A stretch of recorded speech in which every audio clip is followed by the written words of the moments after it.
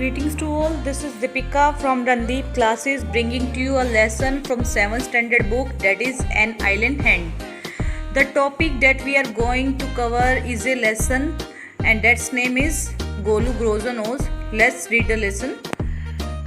Long ago the elephant had no trunk. He had only a bluzzy nose as big as a boot. He could wiggle it from side to side but could not pick up things with it. अब यहाँ पर ब्लजी nose का means क्या होता है? Bulgy nose as big as a boot, यानी कि ब्लजी nose का मीन्स होता है फुली हुई नाक जो जूते के समान फुली हुई होती है। ठीक है। विगल का मीन्स क्या होता है? टू ट्विस्ट द बॉडी, यानी कि बॉडी को हिलाना डुलाना। बहुत पहले क्या है, हाथी की जो ट्रंक यानी कि सूंड नहीं हुआ करती थी, उसकी केवल क्या है, एक फुली हुई नाक होती थी जो कि जूते के समान बड़ी होती थी। वह केवल क्या है, उसको इधर से उधर हिला डुला सकता था परंतु उससे कोई चीज़ें नहीं उठा सकता था। There was a baby elephant called Golu. He too had no trunk but only a bluzzy nose as small as a boot.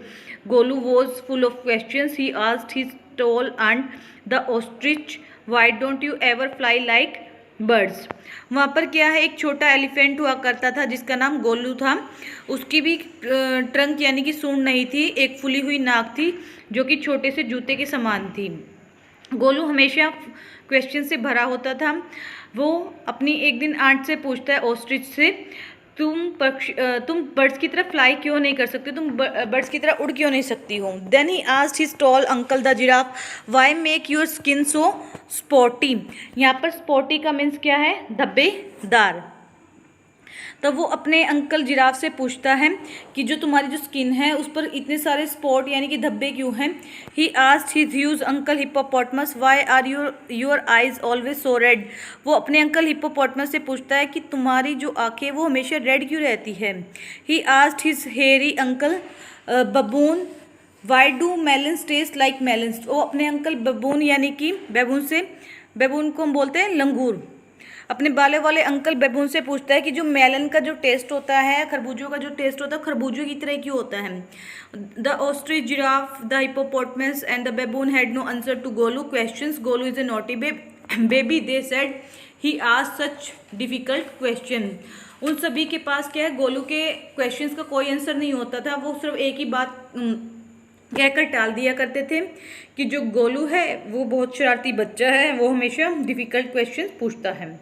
One day Golu met the myna bird sitting in the middle of a bush and asked her, and he asked her, what does the crocodile have for dinner? The myna said, go to the banks of the great Limpopo river and find out. एक दिन क्या है, गोलू एक जो Bush पर जो मैना bird होती है उससे जाके क्वेश्चन पूछता है कि जो क्रोकोडाइल है वो डिनर में क्या खाते हैं। तो मैना उसको बोलती है, इस बात का आंसर जानने के लिए क्या है, तुम्हें लिम्पोप रिवर जाना पड़ेगा और वहाँ जाकर तुम इस बात को ढूंढो। Golu went home, he took 100 sugar canes, 50 dozen banana and 25 melons. Then he said to his family, goodbye, I am going to the great grassy Limpopo river. तो गोलू घर जाता है, वहाँ से लगभग 100 गन्ने, 50 दर्जन बनाना और 25 खरबूजे उठा लेता है। उसके बाद फैमिली को गुड बाय बोलता है और उसको बताता है कि मैं वहाँ पर हरी भरीदार लिम्पोप रिवर पर जा रहा हूँ। I will find out what the crocodile has for dinner. मैं वहाँ पर ये ढूंढने के लिए जा रहा हूँ कि डिनर जो क्रोकोडाइल है वो डिनर में क्या खाते हैं। He had never seen a crocodile and did not know what one looked like. उसने कभी भी क्रोकोडाइल नहीं देखे थे और वो जानता भी नहीं था कि वो कैसे दिखते हैं। He met python and asked him, have you ever seen a crocodile, what does he look like, what does he have for dinner।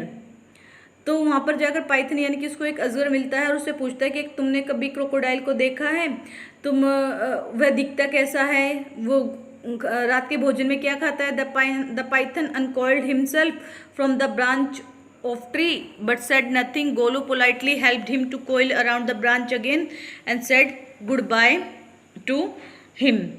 तो अब अजगर क्या है, अपनी वृक्ष की जो जिस ब्रांच पर वो बैठा होता है उसकी शाखा से अपनी कुंडली को खोलने लगता है परंतु उसको कुछ नहीं कहता है। तो जो गोलू है वो पोलाइटली यानी विनम्रता से फिर से उसको कुंडली लगाने में हेल्प करता है। कुंडली इन द सेंस कि मतलब उस पेड़ की शाखा के चारों ओर लिपट जाना, राउंड में लिपट जाना। ठीक है, उसको वापस उस ब्रांच पर लपेटता है और वहाँ उसको गुड बाय कहकर निकल जाता है। गोलू मूव्ड ऑन, गोलू चलता रहता है। Eating sugar canes, bananas and melons, और चलते चलते वो गन्ने, बनाना और मेलन्स, ये सभी चीज़ें खाता है। After few days he reach the very edge of the great grassy Limpopo river. On the bank of the river he saw log of wood. Log of wood का मीन्स होता है लकड़ी का गट्ठा। अब वो रिवर के किनारे उसे एक लकड़ी का गट्ठा एक लकड़ी का गट्ठा देखा। It was really the crocodile who winked at him. Excuse me said Golu, have you ever seen a crocodile? The crocodile winked again and lifted half his tail out of the mud. Come here little one, said the crocodile, why do you ask such questions? Winked का means यहाँ पर क्या है? Winged का means है आंखें मिचकाना, पलके आंखें झपकाना। तो वहाँ पर गोलू नदी पर पहुँचता है, वो देखता है कि जो एक मगरमच्छ है वो उसकी तरफ क्या है आंखें मिचका रहा होता है। वो उससे पूछता है क्या तुमने कभी क्रोकोडाइल को देखा है? क्रोकोडाइल फिर से आंखें झपकाता है और अपनी आधी टेल को कीचड़ से बाहर निकालता है और गोलू को कहता है कि कम हियर, यहाँ पर आ जाओ। Why do you ask such question? I want to know, तुम इस तरह के क्वेश्चन क्यों पूछ रहे हो? मैं जानना चाहता हूँ।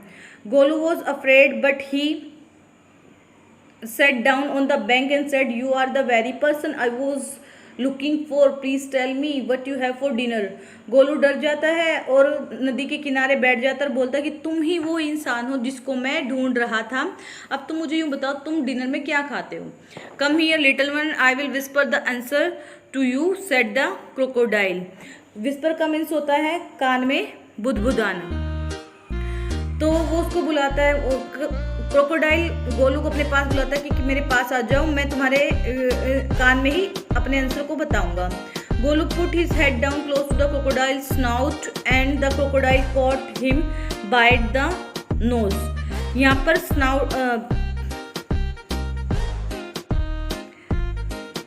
स्नाउट का मीन्स होता है नाक का अगला हिस्सा। अब जो क्रोकोडाइल है वो गोलू को उसके पास बुलाता है और जो गोलू है अपने सर को बिल्कुल क्रोकोडाइल के नाक के अगले हिस्से के पास ले जाता है और जो क्रोकोडाइल है उसको नाक के द्वारा पकड़ लेता है, यानी कि वो गोलू की नाक को पकड़ लेता है। I think the said the crocodile today baby elephant will be my dinner. तो जो क्रोकोडाइल जो है अपने आप पे कहता है कि शायद क्या है आज छोटा हाथी का बच्चा मेरा डिनर रहेगा। Let me go, you are hurting me mister crocodile, screamed Golu. Screamed का मीन्स होता है चिल्लाना। The python, who had been quietly following Golu, came to the bank and said, if you don't pull as hard as you can, the crocodile will drag you into the stream. Stream का means होता है नदी। अब जो Python यानी कि अजगर उसका बिल्कुल चुपचाप से पीछा कर रहा होता है, वो गोलू को बताता है कि तुम जितना जोर लगा सकते हो जोर लगा लो, वरना जो क्रोकोडाइल है वो तुम्हें ड्रैग करके यानी कि खींचकर नदी के अंदर ले जाएगा। Golu set back on his little haunches and pulled. Golu अपने हॉन्चेस पर बैठ जाता है और वह खींचता चला जाता है। The crocodile slipped into the water making it all creamy with great sweeps of his tail and he also pulled and pulled. यहाँ पर क्या है? स्वीप्स का मीन्स होता है प्रहार करना और स्लिप्ड का मीन्स होता है घसीटना। क्रीमी का मीन्स होता है धुंधला कर देना। अब जो मगरमच्छ है अपनी बड़ी पूंछों के प्रहार से पानी को धुंधला करते हुए पानी में चला जाता है और साइड बाई साइड वो क्या है गोलू को भी खींचता है। Then the python called himself round Golu stomach and said let's pull harder. अब जो पाइथन है वो गोलू के स्टमक के चारों ओर लिपट जाता है और बोलता है कि चलो मिलकर इसको खींचते हैं, चलो मिलकर जोर लगाए, let's pull harder. Golu dug in all his 4 legs in the mud and pulled. The nose kept on stretching. At each pull the nose grew longer and longer and it hurt Golu.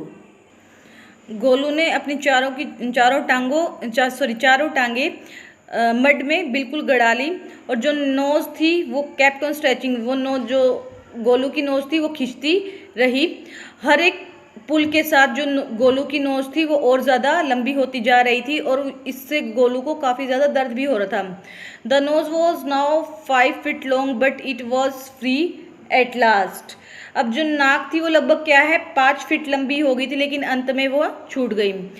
Golu sat down with his nose wrapped up in a big banana leaf and huge it in the great grassy Limpopo river to cool. अब गोलू बैठ जाता है और अपनी नाक को केले के एक बड़े पत्ते में लपेटकर इसको ठंडा करने के लिए लिम्पोपो नदी में लटका देता है। Golu sat there for 2 days waiting for his nose to cool and to shrink. It grew cool but it did not shrink. Shrink का मीन्स होता है सिकुड़ जाना। गोलू लगभग क्या है उस नदी पर 2 दिन तक बैठा रहा ताकि जो उसकी नोज़ है वो ठंडी हो जाए और सिकुड़ जाए। उसकी नोज़ ठंडी तो हो गई परंतु वो सिकुड़ी नहीं। At the end of the second day A fly came and stung Golu on the shoulder. Golu lifted his long nose and with it the fly dead. अब क्या है दूसरे दिन के अंत में एक जो फ्लाई है वो आती है और गोलू के शोल्डर पर स्टंग यानी उसको काट लेती है।